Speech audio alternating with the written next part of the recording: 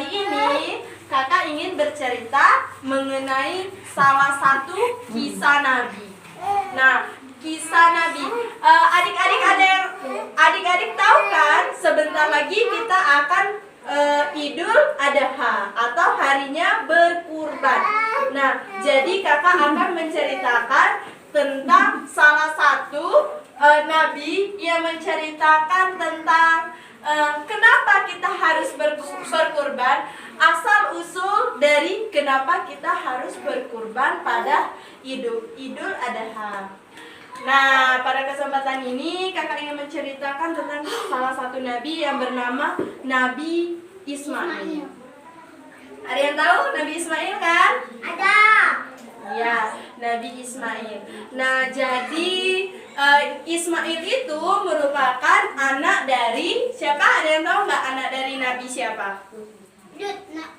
Salah, siapa? Salah. Nabi Ibrahim. Ya, Nabi Ibrahim. Ibrahim Nabi yang ke-7. Iya, Nabi Ibrahim. Nah, jadi ibunya Nabi Ismail tahu nggak siapa? Namanya itu Hajar. Iya. Jadi Nabi Ismail itu putra dari Nabi Ibrahim dan Hajar.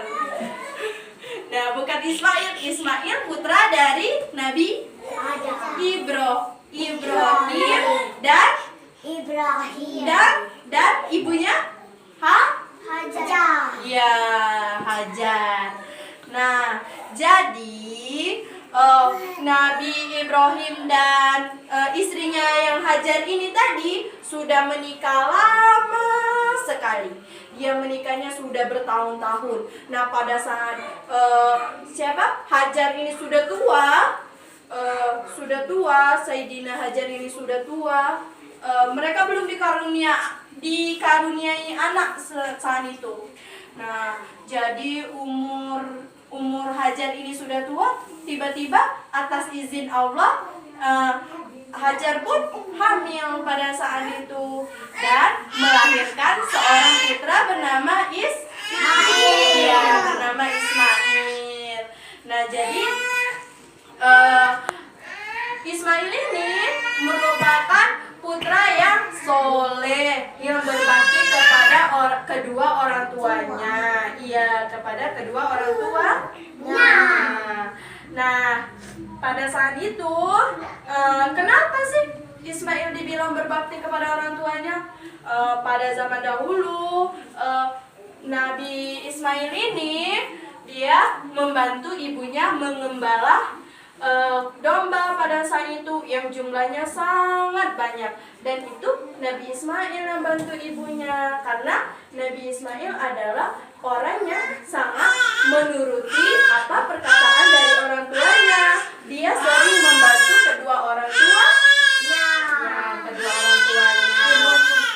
Nah, pada suatu malam Nabi Ibrahim tadi, ayah dari Nabi Ismail, bermimpi bahwa dia harus menyembelih anaknya. Pertama-tama Nabi Ibrahim itu tidak percaya dengan mimpinya itu. Dia pikir mimpinya itu datang dari setan pada saat itu. Namun Nabi Ibrahim pun bermimpi sampai 3 kali berturut-turut. Dan akhirnya Nabi Ibrahim pun percaya bahwa mimpi ini berasal dari Allah Subhanahu wa taala pada saat itu. Nah, ia pun datang menemui Ismail putranya. Dia menceritakan tentang mimpinya, namun jawaban yang tidak terduga dari Nabi Ismail pada saat itu. Ia berkata, dia bersedia untuk disembelih oleh ayahnya pada saat itu. Dan datang pada saat hari yang sudah ditentukan, Nabi Ibrahim pun telah mempersiapkan untuk menyembelih Ismail. Ya, menyembelih Ismail. Namun karena Allah Subhanahu wa taala pun melihat bahwa mereka ini adalah orang-orang yang sangat menuruti perintahnya, ia pun menggantikan Nabi Ismail pada saat itu oleh oleh domba pada saat itu.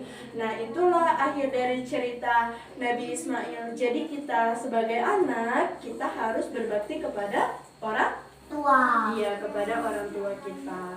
Nah, itulah asal mula kenapa kita pada saat kita Idul Adha, yang sebentar lagi kita Idul Adha, kita harus berkurban pada saat itu.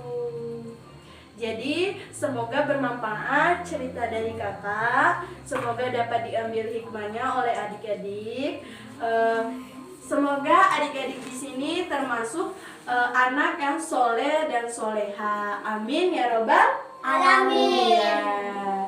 Semoga bermanfaat. Kakak akhiri. Wassalamualaikum warahmatullahi wabarakatuh. Assalamualaikum warahmatullahi wabarakatuh.